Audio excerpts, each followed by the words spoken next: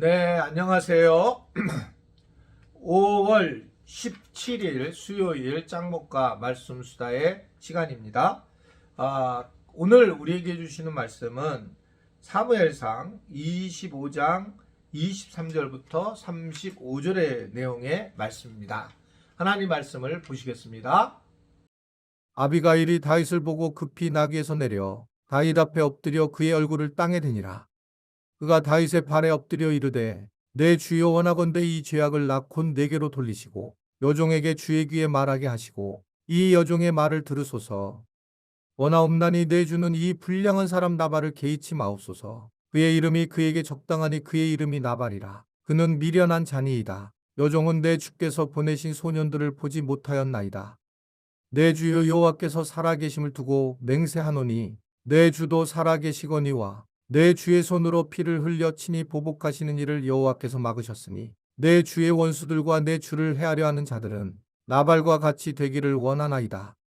여종이 내 주께 가져온 이 예물을 내 주를 따르는 이 소년들에게 주게 하시고 주의 여종의 허물을 용서하여 주옵소서. 여호와께서 반드시 내 주를 위하여 든든한 집을 세우시리니 이는 내 주께서 여호와의 싸움을 싸우심이요 내 주의 일생에 내 주에게서 악한 일을 찾을 수 없음이니이다. 사람이 일어나서 내 주를 쫓아 내 주의 생명을 찾을지라도 내 주의 생명은 내 주의 하나님 여호와 함께 생명 싸개 속에 쌓였을 것이요 내 주의 원수들의 생명은 물매로 던지듯 여호와께서 그것을 던지시리이다. 여호와께서 내 주에 대하여 하신 말씀대로 모든 선을 내 주에게 행하사 내 주를 이스라엘의 지도자로 세우실 때에 내 주께서 무죄한 피를 흘리셨다든지 내 주께서 친히 보복하셨다든지 함으로 말미암아 슬퍼하실 것도 없고 내 주의 마음에 걸리는 것도 없으시리니 다만 여호와께서 내 주를 후대하실 때에 원하건대 내 주의 여종을 생각하소서 하니라. 다윗이 아비가일에게 이르되 오늘 너를 보내어 나를 영접하게 하신 이스라엘의 하나님 여호와를 찬송할지로다. 또 내 지혜를 칭찬할지며 또 내게 복이 있을지로다. 오늘 내가 피를 흘릴 것과 친히 복수하는 것을 내가 막았느니라. 나를 막아 너를 해하지 않게 하신 이스라엘의 하나님 여호와의 살아계심을 두고 맹세하노니 내가 급히 와서 나를 영접하지 아니하였더면 밝는 아침에는 과연 나발에게 한 남자도 남겨두지 아니하였으리라 하니라. 다윗이 그가 가져온 것을 그의 손에서 받고 그에게 이르되 내 집으로 평안히 올라가라. 내가 내 말을 듣고 내 청을 허락하노라.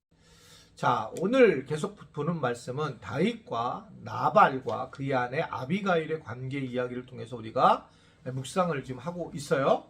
오늘 말씀도 마찬가지입니다. 하나님은 이제 이 다윗에게 기름을 부으셔서 왕으로 삼으시려고 했습니다. 지금은 이제 비록 사울에게 쫓기는 승리세이겠지만 그는 이스라엘 왕이 될 사람이고 이러한 것을 본 사람이 있고 이런 모습을 보지 못하는 사람들이 있었던 것 같습니다. 여하튼 그 왕이 될 다윗이 굉장히 마음이 상해서 칼을 들어서 나발을 향해서 공격을 하기 시작을 했습니다. 이때 이 아내인 아비가일이 이 소식을 듣고 그는 이 다윗을 만나 이렇게 얘기를 합니다. 하나님께서 내 주 다윗이죠. 주를 이스라엘 지도자로 세울 때에 라고 그렇게 이야기를 하고 있어요. 즉 30절에 보면 그 말씀이 나오면서 내 주를 이스라엘의 지도자로 세우실 때에, 그러니까 이 아비가일은 하나님께서 이 다윗을 지도자로 세우셨다라고 하는 것을 확신을 하고 있는 겁니다. 그러니까 그 확신을 하게 되니까 결국은 이 다윗을 향해서 모든 마음이 쏘여지고 그를 중심으로 해결하려고 하는 그런 모습들을 보이고 있는 걸 볼 수가 있습니다. 그러면서 나발을 죽이지 말아라. 나발을 죽인다면 이 무죄한 죄를 피를 흘린 것에 대한 수치심이 왕으로서 계속 나타날 거라고 하는 것을 지혜롭게 이야기를 하게 됩니다. 결국 이러한 복수심에 대해서 하나님의 택하신 종은 그것을 내려놓을 때에 오히려 하나님께서 해결해 주실 거라고 하는 것을 이야기를 하고 있는 것입니다. 로마서에서도 보게 되면 자기 원수를 위해서 숯을 갖다가 내려놓으라 라고 그렇게 말씀을 하고 있는 부분을 볼 수 있습니다. 결국은 하나님이 모든 것을 해결해 주신다라고 하는 그런 내용의 말씀이죠. 지혜로운 이 아비가일의 말에 다윗은 분노를 거두고 이성을 이제 되찾게 됩니다. 그러면서 결국 이 하나님이 이 아비가일을 통해서 이 다윗이 흘릴 피를 막는 그런 모습을 보여주고 있는 겁니다. 그러면서 다윗도 바로 깨우치고 난 다음에 아비가일을 통해 일하신 하나님을 발견하고 하나님을 찬송하는 모습을 오늘 보이고 있습니다. 다윗은 아비가일의 말과 행동이 모두 옳다고 하며 자기의 잘못을 인정하는 모습을 보이는 겁니다. 저는 이 부분이 참 중요했어요. 다윗의 이러한 모습이. 다윗은 아직 왕이 아니고 왕이 되는 과정으로 만들어져 가고 있는 중인데 이때 나발과 아비가일 사건을 경험하면서 아비가일에 대한 말을 인정하고 자기의 분노를 인정하고 자기의 연약함을 인정하는 과정으로 넘어가는 그런 모습을 보인다는 거죠.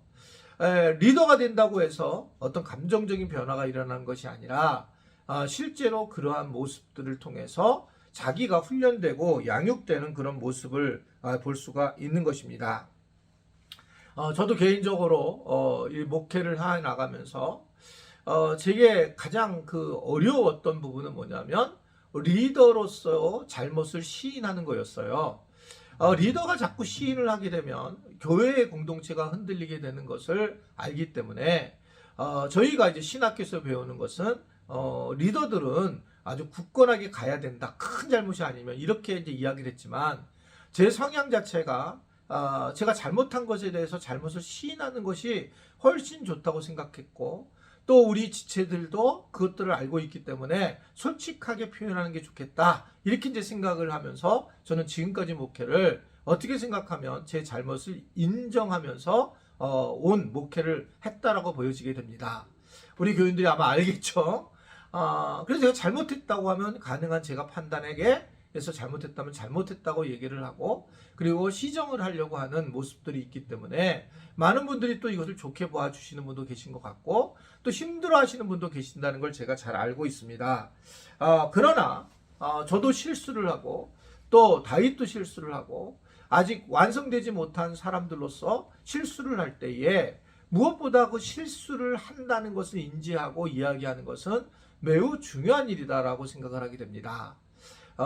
저가 마찬가지고 저는 부족한 부분이 많이 있어요.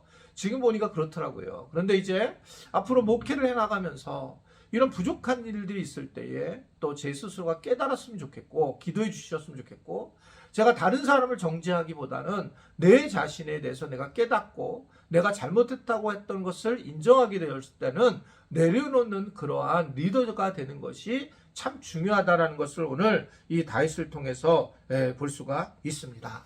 실수를 했을 때는 깨닫고 인정하는 것. 이것은 저만 그럴 것이 아니라 우리 지체들도 마찬가지라고 생각해요.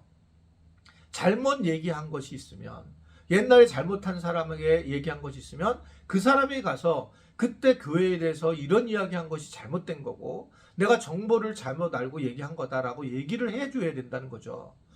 자기가 잘못 들어서 잘못 전했다면 그걸 얘기를 해줘야 되는데 어떤 분이 그런 거예요. 저분은 예전에 그렇게 교회를 공격하고도 어떻게 교회에 남아있는지 모르겠다. 잘못한 거죠. 근데 그런 것들을 알게 됐으면 내가 다른 곳에 자기가 얘기한 사람한테 가서 사과하는 것이 어떻게 보면 당연한 일이다라고 생각을 하게 됩니다. 아무쪼록 그러한 것이 공동체를 세우는 일이요. 우리가 좀 더 믿음 안에 진보한다는 걸 알고 그런 우리 모든 지체들이 될 수 있게 되기를 주님의 이름으로 부탁을 드립니다. 기도하겠습니다. 하나님, 5월을 우리가 따뜻한 봄날에 하나님의 은혜를 좀 더 깨닫고 또 우리가 좀 더 정직하고 실수 있는 것들을 인정하면서 하나님 나라를 세워나가며 리더로 세워지는 은혜를 누리도록 도와주시고 인도하여 주옵소서. 예수님의 이름으로 기도드리옵나이다. 아멘.